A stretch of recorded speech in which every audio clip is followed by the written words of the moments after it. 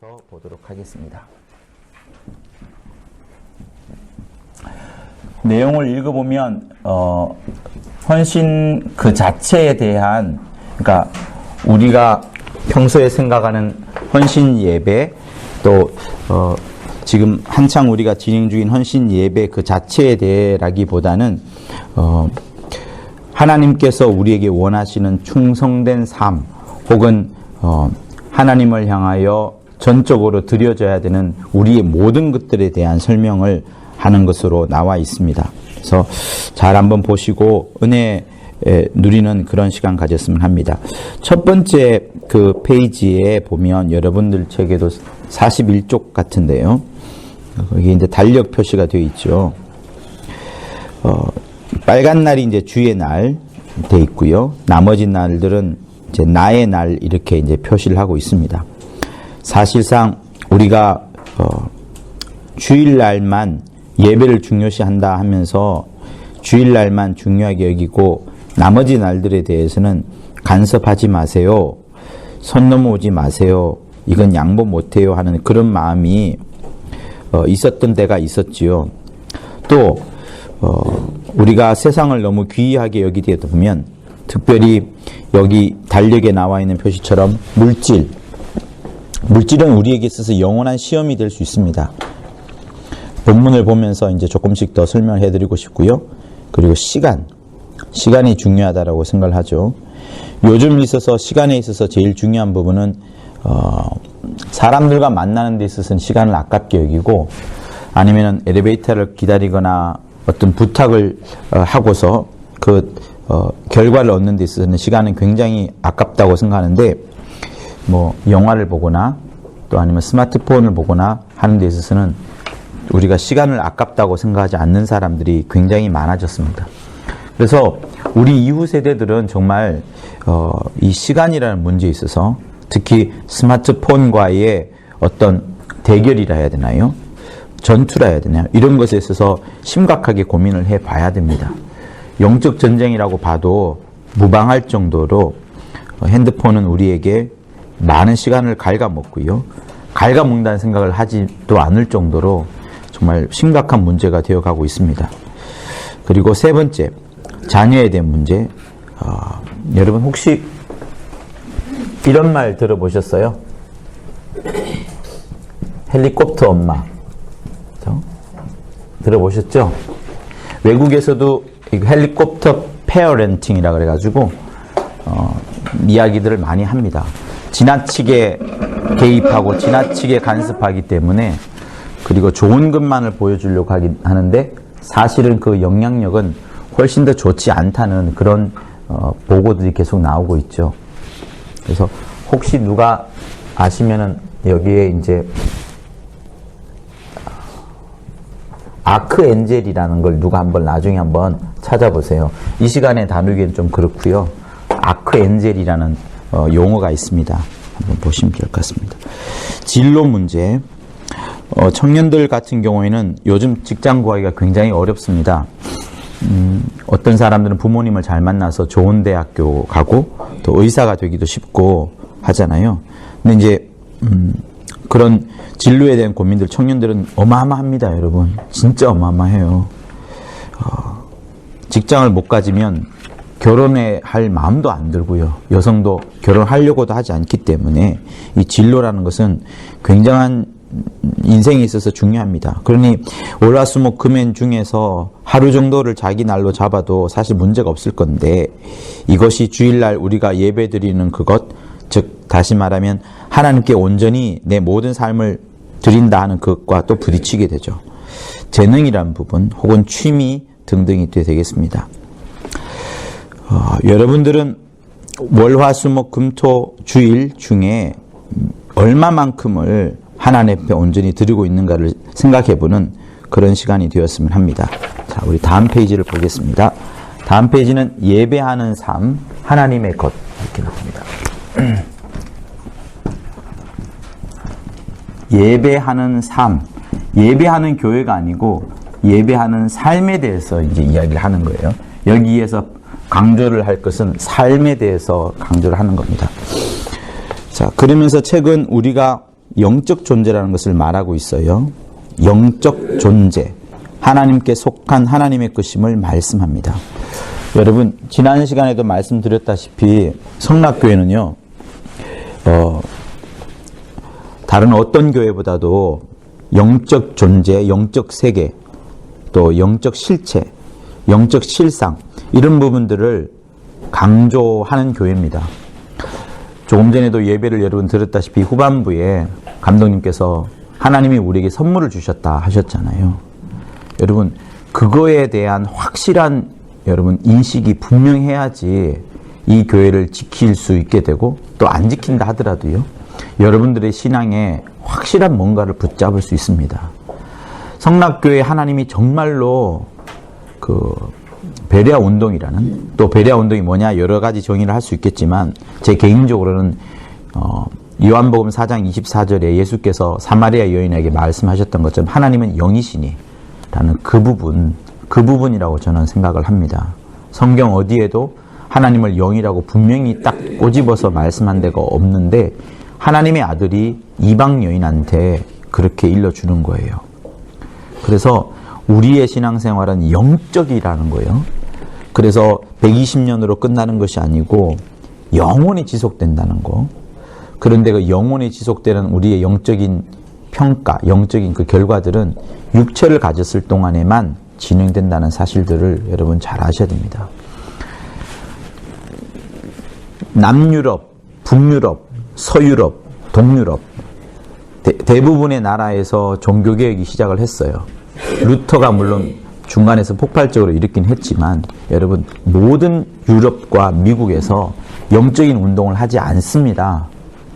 제가 자신 있게 말씀을 드릴 수 있는데 95%는 영적인 운동하지 않습니다.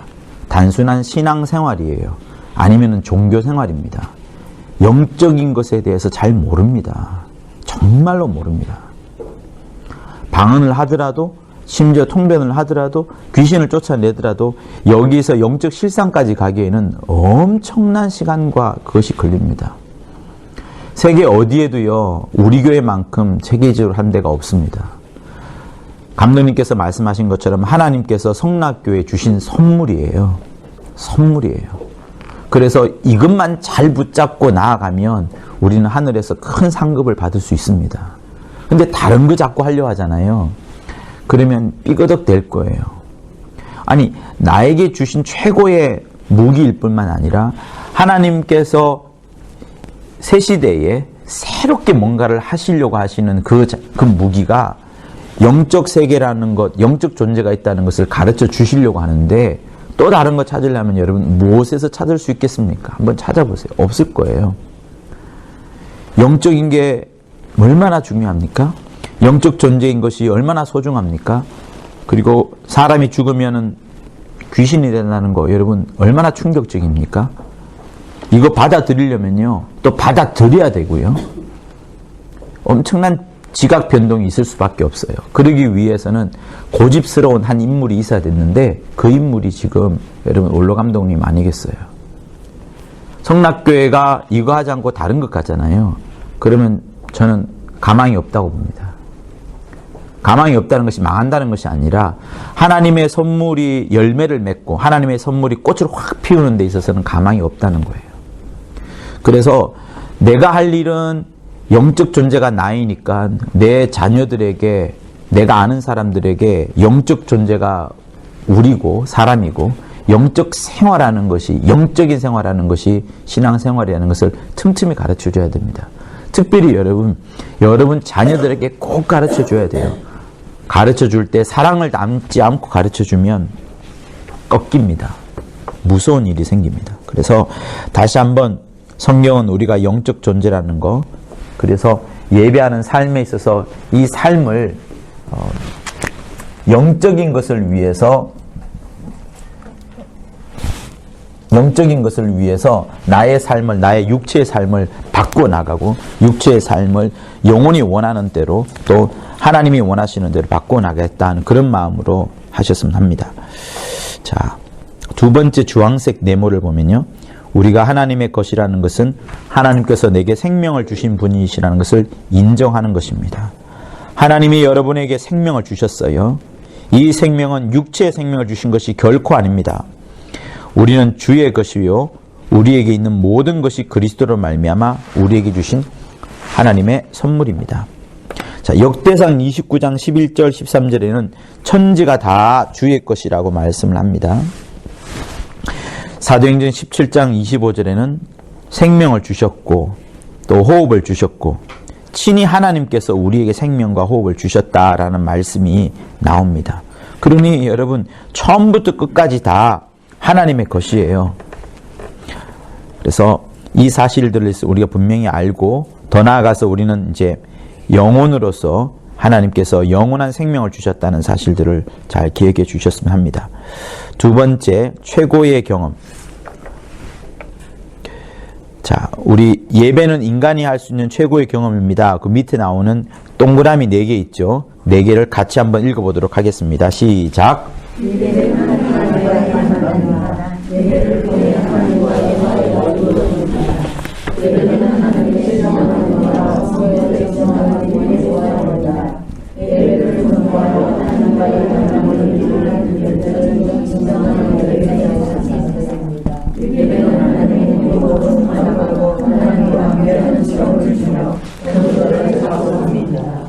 네.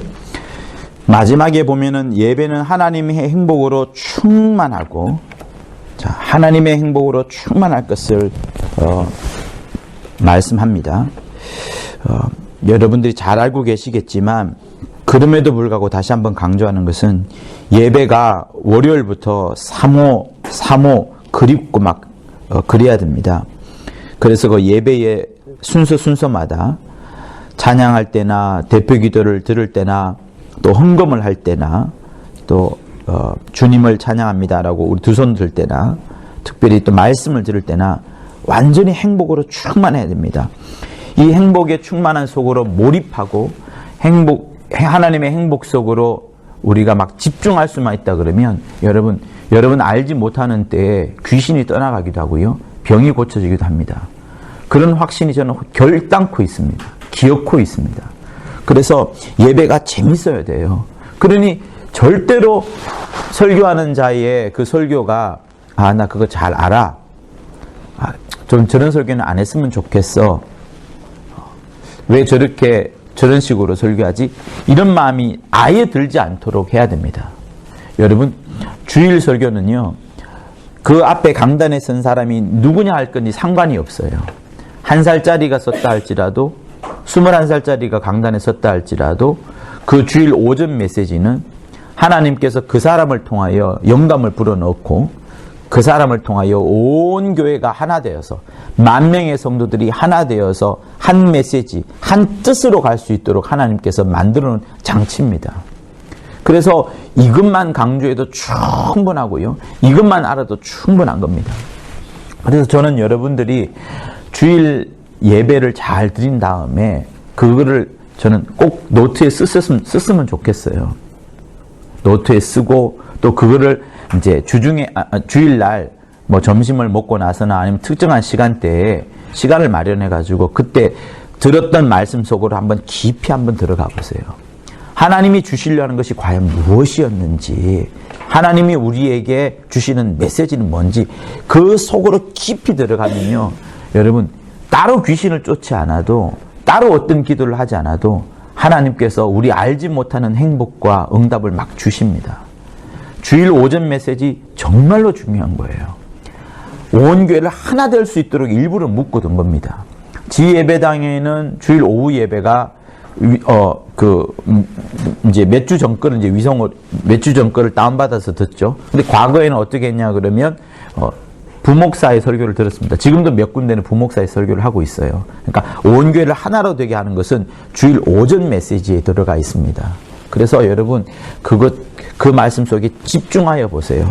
하나님의 행복 속으로 충만하겠다. 나는 정말 하나님을 체험하겠다. 이런 마음으로 하면 병이 고쳐지고 놀라운 경험을 할 수 있습니다. 자, 그리고 그 읽었던 마지막 줄에 보면은 전도자를 파송합니다. 이렇게 나와요. 그리고 그 밑에 예배는 가장 확실한 복음 중재입니다. 우리 일생의 신앙생활은 예배 연속입니다. 감감히 생각을 해보면 신앙생활 일상의 삶이 예배 연속이라고 말을 합니다. 그래서 좀 더 깊은 설명을 보려면 둘째 줄에 있는 거, 삶이 모두 헌신이 되어야 하는 것이 그리스도인입니다.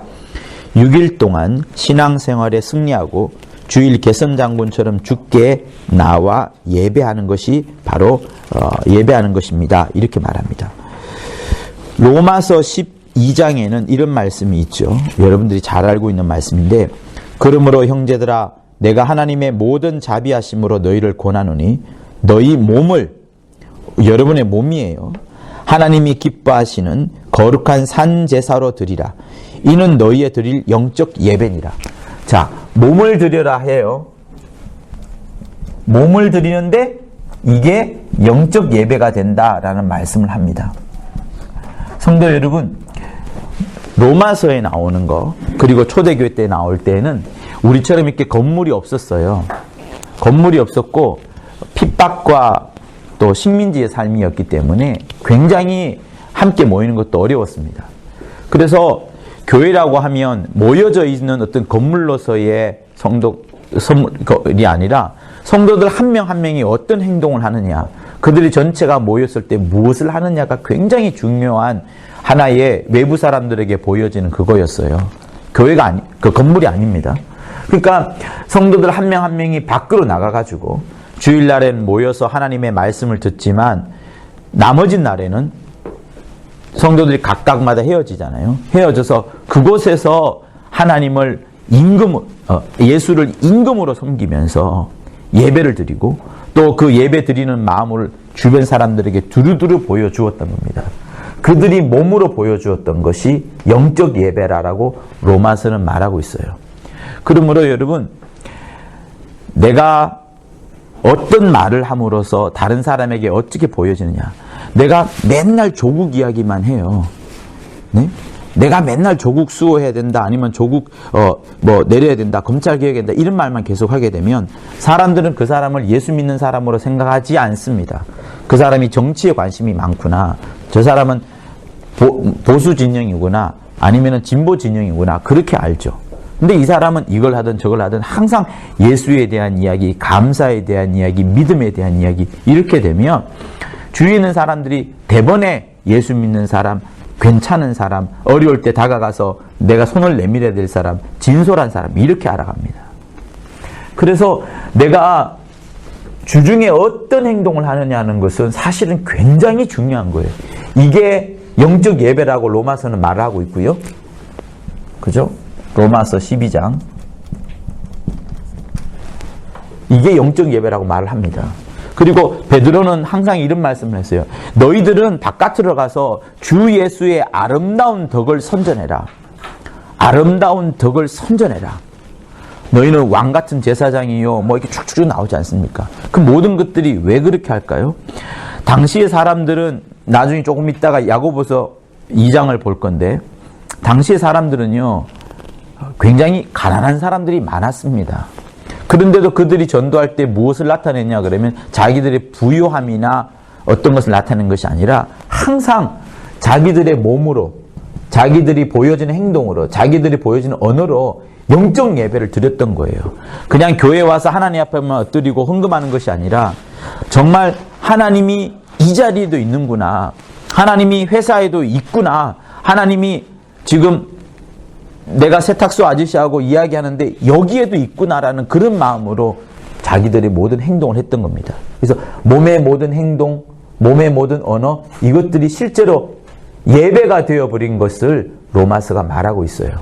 그래서 최고의 경험이 예배이다. 주일날 우리가 하나님을 완전히 행복한 마음으로 만나고 예배를 통하여서 하나님의 말씀을 충만하게 받아들인 다음에 나머지 6일간 월화수목금토일은 나의 몸이, 나의 언어가 실제로 예배를 그곳에서 드려지는 거예요. 그러므로 여러분, 하나님은 성도들이 모여있는 주일날 이때에도 우리에게 많은 은혜를 주시지만 사실은 여기는 어둠이 아니에요. 교회는 어둠이 아닙니다. 어둠이 어디 있어요? 내가 일하는 일터, 나의 가정, 예수 안 믿는 남편이 있다 그러면요, 아니면 학교, 도서관, 직장, 이런 곳이 어둠이에요. 여기는 아직까지 예수가 역사하지 않습니다. 이곳에서 내가 빛으로 소금으로 역할을 해주기를 하나님이 원하시는데 나는 주일날만 열심히 할게요. 주일날만 예배를 잘 드릴게요. 주일날은 하나님이 우리에게 하나님의 행복으로 충만케 하는 겁니다. 하나님을 체험케 하는 겁니다. 근데 그것으로 끝나버리면 하나님은 굉장히 손해를 보는 거예요. 그 사람에게는 더 큰 역사를 해줄 수가 없는 겁니다. 그래서 내가 하나님의 행복으로 충만하여지고 하나님을 경험한 그 체험을 나머지 6일간에 보여주는 그것이 우리의 예배하는 삶이 되어가는 겁니다. 그래서 영적 예배에 성공하는 여러분들 될 것을 바라고요. 세 번째, 예배하는 삶. 이제 똑같은 설명이 나오죠. 두 번째 네모를 보면 우리의 일생은 예배 연속으로 보아야 합니다. 예배가 아닌 어떤 생활도 영적일 수 없습니다. 예배 성공하는 교회라는 글귀는 단순히 주일 예배에만 의미를 부여하는 것이 아니라 우리 생활이 영적이어야 함을 말합니다. 삶이 하나님께 드리는 예배가 되어야 합니다. 하나님은 영이시기에 시간, 장소, 의식에 제한받지 않습니다. 우리의 예배도 정해진 시간과 장소뿐만 아니라 삶 자체가 예배하는 삶이 되어야 합니다. 자, 두 번째, 헌신하는 삶.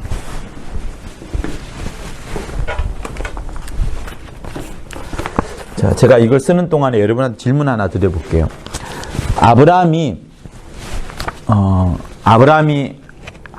헌신할 수 없었던 단 한 가지가 있었어요.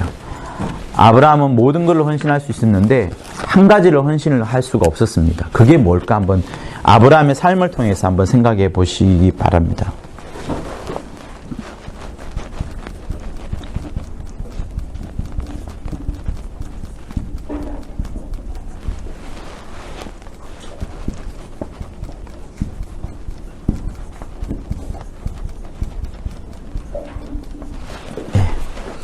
헌신하는 삶은 믿음의 헌신, 이렇게 이제 맨 처음에 나오죠. 믿음이 없이는 하나님을 기쁘시게 하지 못합니다. 가인처럼 내가 드리기만 하면 주께서는 당연히 받으실 것이라고 착각해서는 안 됩니다. 여러분, 헌신 기간에 앞서서 여러분들이 이거를 생각을 꼭 해주셨으면 합니다. 남들이 다 물질 헌신을 하니까 나도 물질 헌신을 해야지 라고 하면서 하기로 했어요. 근데 나는 교구장이고, 선교 목양사 말고요, 옛날 이야기를 하자면 나는 교구장인데 지구장이 10만 원을 헌신했어. 나는 만원 헌신하려고 그랬는데 지구장이 10만 원 헌신하니까 갈등이 와. 나는 11만 원 해야 되겠어. 이렇게 하는 것은요 절대로 헌신이 아닙니다, 여러분. 그건 경쟁이에요. 하나님이 그거를 원하지 않습니다. 날리는 거예요. 그래서 헌신이라는 것은 하나님 앞에 내가 기도를 해보는 거예요. 그리고 하나님이 가장 기뻐하는 게 뭐냐를 따져보는 겁니다. 그래서 하나님이 내게서 가장 원하는 것이 뭔가를 계속 기도하여 보고, 하나님이 내게 원하는 것이 올해는 영혼 구령이 있구나. 저는 개인적으로 교회가 지금 재정도 어렵기도 합니다만 영혼 구령이 난 정말 중요하다고 생각하거든요. 왜냐하면 우리가 3분의 2가 넘어야지요. 전체 인구의 3분의 2가 넘어야지 감독님을 제대로 뽑을 수가 있고요. 그리고 교회 정관도 바꿀 수가 있고요. 여러분 할 수 있는 모든 걸 할 수 있습니다. 저쪽은 3분의 1 쪽이 되고 우리가 3분의 2가 조금 안 되고 저쪽이 3분의 1이 아직 안 되거든요. 3분의 1 겨우 넘나 그럴 겁니다. 그러니 이 구도에서는 뭔가를 특별하게 할 수 있는 게 없어요. 그러면 새 가족을 많이 오게 하면 여러분 사실은, 그러니까 하나님의 방법대로 하나님이 원하시는 것만 사실상 잘 해오면 빨리 사태를 안정시킬 수 있습니다. 정말이에요. 그래서 이때 내가 기도를 해보고 하나님이 내게서 원하시는 헌신이 뭔가를 정말 기도해 봐야 됩니다. 나는 근데 전도할 시간이 없기 때문에, 근데 뭐 장사가 잘 되고 아니면은 저쪽 뭐 강원도 어떤 땅이 막 뻥뻥뻥 해서 됐을 경우에는 그때는 기도해 보면 이쪽이라 할 수 있겠죠. 물질이라 할 수 있겠죠. 아니면은 청년이라면 직장도 없습니다. 그죠? 전도할 갈 시간도 없습니다. 그러면 그 사람은 자기 삶을 드리겠다라고 작정을 할 수 있어요. 아, 내가 적어도 앞으로 20년은 아니면 나의 미래 직업은 반드시 복음과 관련된 일을 할 것이다. 이렇게 작정을 할 수도 있는 겁니다. 그래서 하나님이 가장 원하시는 것을 찾아보고 하나님이 가장 기뻐하는 것을 드리고자 하는 그것이 헌신이에요. 그래서 우리에게 헌신이라고 하는 것은 가인처럼 내가 드리기만 하면 뭐 드리기만 하면 주께서 당연히 받겠지 이렇게 해서는 여러분 안 됩니다. 가인은 결국은 쫓겨났어요. 동생을 죽였지요. 왜 그랬을까요? 가인에게는 경쟁의 마음이 있거든요. 경쟁은 지난 시간에 배웠지만 세상의 논리입니다. 세상은요, 파라오의 시스템, 바로 왕의 시스템이어서 쉬는 날 없이, 애굽에 쉬는 날이 있었어요? 애굽에 안식일이 없었습니다. 월화수목금토, 월화수목금토, 월화수목금토예요. 계속 일하는 날이지 쉬는 날이 없습니다. 그게 바로의 시스템, 파라오의 시스템이에요. 이 세상은 여러분들 쉬지 않게 만듭니다. 계속 계속 일하게 만들고 주일날에도 게임에 빠지거나 넷플릭스인가? 그거에 빠지거나 비디오에 빠지거나 만들죠.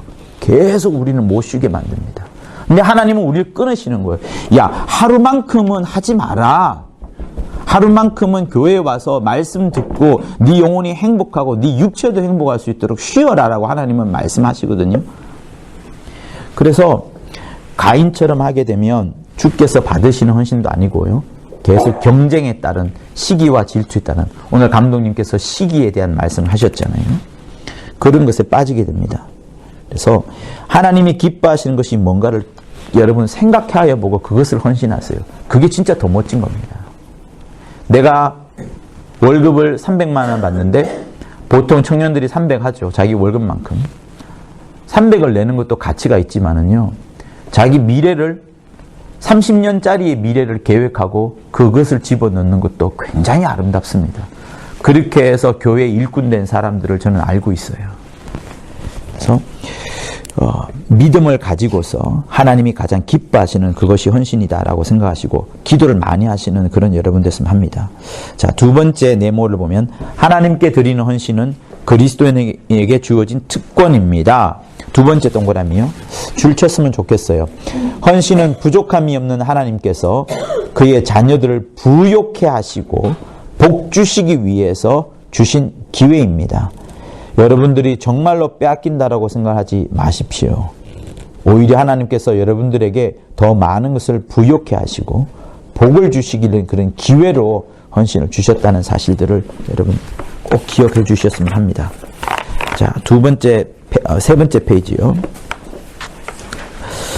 네모를 보시면 산자의 하나님이시며 산제사를 원하십니다. 로마서에 있는 내용이죠. 삶에서 실천되지 않은 것은 죽은 헌신입니다. 두 번째 네모, 회색 네모요. 영혼을 담는 그릇을 드리는 것은 영혼과 마음을 드리는 것이요. 몸을 드리는 것은 영혼과 마음을 드리는 것이요. 내게 허락하신 시간, 재능, 물질 등 그 무엇이든지 그것까지 다 드린다는 것을 말합니다. 자, 몸을 드리는 것은 영혼과 마음을 다 드리는 것이라 여기서도 한번 설명을 했죠. 누가복음에 보면은 부자 청년이 나와요. 근데 부자 청년에게 예수께서 무엇을 요청을 하셨냐면 네 재산을 다 달라 그랬어요. 네 재산을 다 팔아서 가난한 자에게 주고 너는 나를 따르라 이렇게 말했습니다. 부자 청년에게 요구한 헌신은 뭐냐면 네 재산이었어요. 아브라함에게도 하나님께서 헌신을 요구하십니다. 근데 여러분 알다시피 아브라함은 가는 곳곳마다 부자가 됐어요. 왜? 하나님 말씀 따라 이것저것 움직였으니까. 우물도 캐기도 하고 막 소, 양 늘어나기도 하고 노비가 막 늘어나고 했었죠. 그래서 주변에 있는 사람들이 질투도 많이 했었죠. 만약에 하나님께서 아브라함에게 네 재산을 내라, 부자 청년에게 내라 했던 것들 네 재산을 다 팔아서 가난한 사람이 주라 했으면 아브라함은 줬을 거예요. 근데 아브라함이 헌신할 수 없었던 한 가지가 있었습니다. 그 한 가지. 그거를 하나님께서 달라고 했어요. 그게 모리아산 사건입니다. 하나님은요, 어떤 사람에게 부족한 것을 달라고 하지 않습니다. 그 사람이 풍성하게 갖고 있어가지고 그 풍성한 것을 하나님 앞에 갖고 왔을 때 이것을 또 다른 사람에게 주고 그러면서 이렇게 뭐랄까요? 하나님의 뜻이 이곳에도 있고 이곳에도 있게끔 하시는 분이 하나님이십니다. 그리고 또 하나님은 내가 헌신할 수 없는 그거, 도무지 이것은 놓칠 수가 없어 라고 하는 그것을 하나님은 요구하셔요. 부자 청년에게는 재물이 그 사람 자체였습니다. 어릴 적부터 여러 가지 계명을 다 지켜왔지만 재물만큼은 놓치지 않으려고 했어요. 그러니 이게 하나님이 된 거죠. 재물이. 예수를 따르려면은 하나님이 된 재물을 내려놓지 않고는 예수를 따를 수가 없습니다. 있는 것을 버려야 되고 있는 것을 내려놓아야지 하나님 앞에 진짜 헌신이 되고 하나님이 쓰실 수가 있습니다. 아브라함에게 요구한 것은 그거예요. 아브라함에게 가장 소중했던 것은 뭐냐면 자기 아들이었습니다. 사실은요, 여러분 생각 잘 하셔야 돼요. 하나님께서 아브라함에게 아들을 어떻게 주셨나요? 하나님의 약속으로 준 거예요. 그래서 이 아들을 통하여서 온 천하 민족이 해와 달, 바다 모래수만큼 많아지고 하늘의 별처럼 많아지게끔 하고 모든 족속들이 이렇게 하나님의 복을 받도록 하신 첫 약속이 아브라함의 아들이거든요. 근데 그러다 보니 100세에 얻은 아들이죠. 귀합니다. 너무나도 귀하다 보니까 계속해서 아들 하게 된 거예요. 여기서 하나님은 시험하지 않을 수가 없는 겁니다. 네가 정말 나를 사랑하느냐 아니면 내가 준 그 아이를 사랑하느냐, 너는 나를 사랑하느냐 아니면 내가 준 선물을 사랑하느냐, 이걸 물어보세요. 여러분, 우리가 신앙생활 열심히 하면 하나님으로부터 선물을 받습니다. 소위 말해서 은사일 수 있어요. 근데 이 은사와 나중에는 하나님과 다툽니다. 병 고치는 은사가 쭉 많다 보니까 나중에는 자기가 하나님이 되었어. 그 병 고치는 은사를 하나님이 주었는데 하나님보다 하나님의 은사를 더 크게 여깁니다. 나중에는 이게 없어지죠. 그게 유명한 박태선 이렇게 되는 사람들 아니겠어요? 여러분, 집안에 아빠가 한 달 동안 중동 갔다가 들어왔어요. 아이들이 아빠의 얼굴을 바라보겠습니까? 아빠 손에 있는 선물을 바라보겠습니까? 아빠의 얼굴을 바라봐야잖아요. 근데 아빠의 선물에만 관심이 있으면 아빠는 마음이 상할 겁니다. 하나님은 우리에게 요구하세요. 무엇을 요구하느냐? 하나님 앞으로 다가오는 데 있어서 가장 큰 장애거리, 그거 달라고 하세요. 여러분, 기도 안 하면 이거 모릅니다. 기도해보면 내가 가장 많이 갖고 있는 것, 그리고 이것 때문에 하나님 앞에 더 나아가기 힘든 것, 그거를 달라고 하실 거예요. 진짜로 하나님이 그 사람을 쓰시려고 한다면, 정말로 하나님이 그 사람을 마음껏 쓰시려고 한다면 그것을 하나님이 요구하세요. 내 삶에 있어서 너무 소중해서 하나님보다 이 사람은 이걸 더 많이 생각하고 여기에 더 많은 시간을 보내고 하는 그것에 하나님은 달라고 하십니다. 그거야말로 진짜 헌신이에요. 그래서 헌신이라는 것이 단순한 물질 얼마 드리겠다, 300 드리겠다, 400 드리겠다, 이거 아닙니다. 나의 모든 것 중에 제일 소중한 것, 그것을 하나님께 드리는 게 헌신이에요. 그래서 아브라함이 가장 헌신할 수 없었던 그 한 가지가 아들이었는데 하나님께서 그것을 달라고 하니까 아브라함은 갈등을 합니다. 물론 갈등에서 이겨내고 모리아 산까지 이제 걸어가죠. 갈 때도 얼마나 많은 생각을 하겠습니까? 그리고 마침내 거기서 승리하면서 하나님께서 아브라함아 그 아이에게 손대지 마라, 이렇게 하면서 이제 없어지죠. 히브리서에서는 그걸 뭐라고 말하냐면 안 죽였다가 아니고 죽였다가 살렸다라고 히브리서는 말하고 있어요. 죽은 자와 방불한 자였다라고 히브리서는 말하는 거예요. 예수께서 죽었다가 부활하신 것과 똑같이 설명하는 부분이 아브라함이 자기 아들 이삭을 그 모리아산에서 헌신할 때 그렇게 말씀하는 겁니다. 그래서 여러분의 소중한 거, 하나님께서 내게 이것을 원하신다고 할 때 이것을 정말 죽여보세요. 드려보세요. 그러면 죽이지 않은 것처럼, 이삭이 그대로 살아났던 것처럼 죽지 않고 살아났던 것처럼 오히려 더 크게 내게 다가옵니다. 더 크게 다가오면 어떻게 해야 돼요? 또 드리는 거죠. 그게 우리의 인생이에요. 일생해야 되는 겁니다. 그것을 하나님은 우리 헌신의 시간에 가르쳐 주시고 계시는 겁니다. 자, 두 번째 헌신 예배. 헌신 예배는 신령하고 거룩한 기회입니다. 자, 그거 두 번째 문단 헌신이란 말은 그걸 한번 같이 한번 읽어보도록 하겠습니다. 시작. 헌신이란 쉽게 고백할 수 있는 말이 아닙니다. 감정적으로 주의 소원을 인정하고 나를 드리는 것이 됩니다. 우리 교회는 이러한 헌신의 기회를 인정하고 헌신을 제공하고 있습니다. 네, 그 밑에 거도요. 우리 교회는 한 번씩 하나님께 헌신을 드립니다. 어떤 사람은 적지 않은 부담을 가지기도 하고 어떤 사람은 기대하면서 기쁨으로 드리기도 합니다. 하나님은 우리가 헌신 예배의 의미를 알고 자유와 기쁨과 헌신하기를 원하십니다. 네, 우리 교회는 한 해 한 번씩 하나님께 헌신 예배를 드립니다. 이거는 성락교회의 전통이에요. 그리고 여러분들이 해외 나가 보시면 우리 교회를 사모하는 교회는 거의 다 이렇게 헌신 예배를 합니다. 헌신 예배는 무서워요. 그렇지만 한번 시작하고 나면 교회가 힘을 얻습니다. 인도네시아, 콜롬비아, 중국 몇몇 교회, 중국 여러 교회. 아무튼 성락교회와 함께하는 교회라 그러면 헌신 예배 다 있습니다. 그래서 성도들이 처음에는 두려워하는데 나중에 끝나고 나면 굉장히 기뻐하게 되고 성락교회 전통이라고 할 수 있을 정도로 헌신 예배를 하고 있어요. 그래서 그 열기는 여러분 어마어마합니다.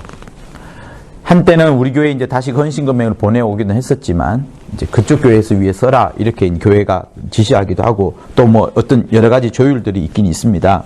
그래서 베레아를 공부하고 성락교회와 함께 하겠다는 대부분의 교회는 헌신 예배를 하고 있어요. 근데 저쪽은 절대 하지 않으려 하죠. 그리고 하는 것에 대해서 이상하게 비난을 합니다. 여러분, 그건 비정상이에요. 헌신이라는 것은 엄청난 기쁨을 누리는 겁니다. 하나님께 귀한 것을 드리는 거고요. 그게 왜 비난을 받아야 되고 왜 조롱을 받아야 되고 왜 비정상인 것처럼 생각을 해야 되는지 저는 이해가 되지 않습니다. 오히려 우리보다 더 크게 헌신하면 되지 않나요? 그죠? 우리보다 더 크게 헌신하면 자기들도 잘 될 텐데 정말 그래서 우리 교회가 아닌 게 맞는 것 같아요. 그래서 우리 교회는 한 해 한 번씩 하나님께 헌신 예배 드립니다. 이거는 전통이기 때문에 없어지지 않을 겁니다. 자, 그 밑에 본문 구절을 보면요. 마태복음 16장 24절 27절은 자기를 부인하는 내용이고요. 그리고 로마서 11장 33절 36절은 만물이 주로부터 말미암고 만물이 주로 들어가고 영광도 주로 들어간다 하면서 헌신이라는 것은 하나님께만 들어가는 것이 아니고 결국 하나님께 들어갔던 것들이 만물에게 다시 은혜로 또 영광으로 끼쳐지고 이 모든 만물들이 그래서 영광을 서로 주고받는 그런 역사다. 헌신을 하면 하나님이 영광 받으시고 그 받으신 영광을 또한 우리에게 뿜어준다라는 내용이 이제 로마서 11장 33절과 36절에 나옵니다. 헌화 예배는 헌화식을 통해서 부모의 자녀 양육 사명을 고취하며 이슬람 선교에 대비한 미래 선교 전략의 일환으로 영아 및 유아 때부터 하나님의 말씀으로 양육하겠다는 다짐입니다. 자, 우리 두 가지 내모를 한번 읽어보도록 합니다. 시작.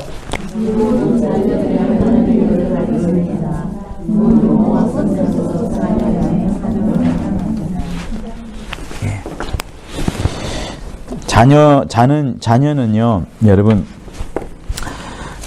성경을 보면은 유대인들이 가장 힘들었을 때에 항상 그들이 하는 전략이 있습니다. 그게 뭐였냐면 자녀를 양육하는 거, 후세대를 양육하는 거였어요. 바벨론으로 포로로 끌려갔을 때 사드락, 메삭, 아벳느고 곧 다니엘의 세 친구가 있어요. 얘네들이 굉장히 어립니다. 어린데 그때부터 왕궁에서 이제 일하면서 왕을 섬기게 되죠. 그러나 이들은 계속해서 자기들의 믿음을 유지해 오고 있습니다. 다니엘 같은 경우에는 5명의 황제를 섬겼어요. 왜 5명인지 여러분 한번 찾아보세요. 굉장히 은혜 받을 겁니다. 5명의 황제를 섬기기가 쉽지 않습니다. 한 사람의 비위 맞추는 것도 쉽지 않은데 5명의 황제를 어떻게 비위를 맞춥니까? 심지어 나라가 바뀌는데도요. 나라가 아예 바뀌어요.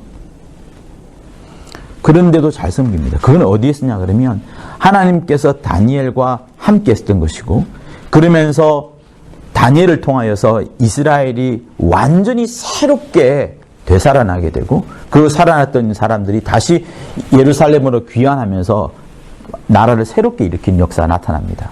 하나님은 어려울 때 항상 누구를 쓰냐 그러면 나이 어린 사람들을 썼어요. 이거는 그 부모들의 전략입니다. 이스라엘 사람들은 우리처럼 세상을 나가서 복음을 전하는 것보다 먼저는 자기 민족을 생각하고요. 가장 핵심은 자기 자녀들을 먼저 생각합니다. 자녀들에게 절대로 화를 내지 않고 부드럽고 장시간의 시간을 걸쳐서 여러 가지 체험을 통해서 꼭 하나님의 존재를 알게끔 합니다.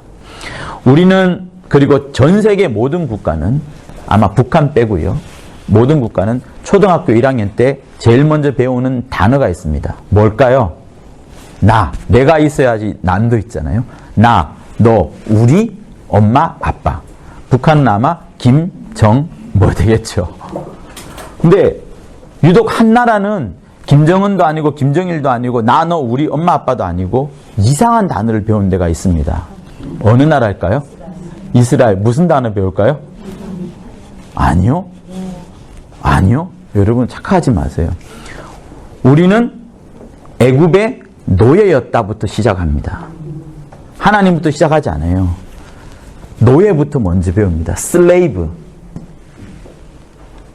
우리는 애굽의 노예였다부터 시작합니다. 그리고 거기서 하나님이 끄집어냈다. 어떻게 끄집어냈다. 모세가 끄집어냈다. 모세가 율법 줬다. 우리는 절대로, 그러니까 얘네들은 절대로 우리는 노예였다는 사실을 잊지 말자라는 것을 초등학교 1학년 때 처음부터 배웁니다. 무서운 나라예요. 그래서 자녀 양육을 굉장히 중요하게 여깁니다. 나라가 위기가 생기면 뭘 하냐면 군사 이거 하는 거 아니에요. 애들 양육부터 먼저 합니다. 무슨 양육? 정신교육부터. 신앙교육부터 엄청 시켜버립니다. 무서워요. 그래서 미래를 여러분 전략을 꿰야 됩니다. 동성애 한국교회에 지금 들어와 있는 여러 가지 문제들이 있죠. 이 전략이 벌써 30년 전부터 세워진 거예요. 대상은 여러분들 아닙니다. 지금 자라나고 있는 청소년들 대상으로 계획이 세워진 거예요. 우리들도 우리 교회에 있는 미래 세대들, 중고등부 아이들, 초등부 아이들 잘 양육해야 됩니다. 얘네들이 베레아를 알아야 되고 하나님의 의도 알아야 되는 거 아니에요, 여러분. 그러면 저요. 그럼 지식밖에 남지 않습니다. 뭘 가르치냐? 자기 스스로 성경을 보고 스스로 기도하는 훈련을 거의 한 10몇 년간 할 수 있어야 됩니다. 그런 다음에 성경 보면 뚫려요. 저는 대학교 이전까지는 교회를 몰랐거든요. 전혀 몰랐어요. 대학교 와서야 CB에서 전도받고 알게 됐거든요. 그러면 어릴 적부터 하나님의 하나님의 의도 몰라도요. 성경을 깊이 보고 기도하는 요게 기본만 잘 잡혀 있으면 그 이후에 뚫어주면요. 뻥뻥 뚫립니다. 근데 어릴 때 이미 다 안다고 생각하고 나이 들어서 머릿속에 잠재된 우리의 뭐예요? 수로관념. 그것이 우리의 신앙생활을 더 막아버릴 수 있는 거예요. 그래서 어릴 적에 아이들이 부모 말을 잘 듣도록, 신앙의 말을 잘 듣도록 시간과 인내를 갖고서 잘 가르쳐주고 얘네들에게 무엇을 심어줘야 돼? 너는 반드시 교회를 위해서 살아야 된다. 너는 반드시 베레아 운동을 위해 살아야 돼. 여러분, 저는 정말 그게 있습니다. 왜? 진짜 선물이거든요. 성락교회 주신 최고의 선물입니다. 그리고 지금 우리가 여기 남아있는 것은 저쪽과 이렇게 나눠져 있음에도 불구하고 남아있는 것은 정말 다시 한번 하나님께서 막 흔들어 댔는데도 불구하고 여기서 베레아 운동 하겠다고 해서 남아있는 거 아니겠어요? 그럼 이걸 꽉 붙잡아야 되는 거죠. 이걸 어디까지 붙잡아야 되냐? 내 자녀에까지 잘 양육해야 됩니다. 그래서 시간 날 때, 틈 날 때 농담이라도 항상 너는 성공해서 교회를 생각해라. 너는 돈을 벌었어도 교회를 생각해라. 너는 아니면 주의 종이 되되 성락교회를 위해서 종이 되라. 이렇게 해가지고 하나님이 성락교회를 통해서 하시고자 하는 일, 아까 뭐라고 그랬어요? 영적인 거. 이거는 정말 아무데도 가르쳐주지 않았습니다. 여러분 정말이에요. 유럽을 가보거나 미국을 가보거나 우리만큼 하는 데가 없어요. 그래서 여러분들께서 자녀 양육을 잘 해가지고 특별히 여러분 손자 손녀라도 아니면 친척이라도 얘네들에게 정말 힘을 실어주고 너야말로 있는 것 자체가 복이요, 있는 것 자체가 힘이다. 그렇게 여러분 심어주면 좋습니다.